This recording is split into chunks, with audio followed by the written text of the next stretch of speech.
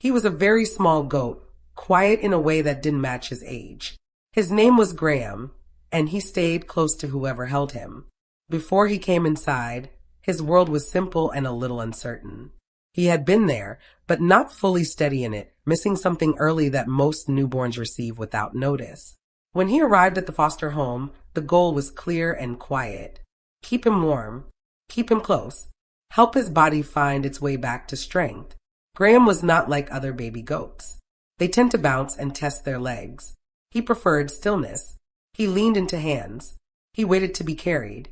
He met his caregivers without hesitation. There was no distance in him. He settled into arms as if that had always been his place. The first days in the house were slow. At night, the room stayed dim. He would shift softly in a lap or rest against a chest. If placed down, he stayed nearby, never far. Small changes came quietly. He began to lift his head more. He watched movement instead of closing his eyes right away. There was worry, but it stayed gentle. They kept feeding him, holding him, letting him rest. They did not rush him. One day, while someone folded laundry, Graham stood a little longer than usual. Not far, just at their feet. He stayed there, steady for a moment, then sat again. After that, he started following in small ways. To the sink, to the couch. Always close, always calm. Days found a rhythm. Bottle, rest. A few steps, then rest again.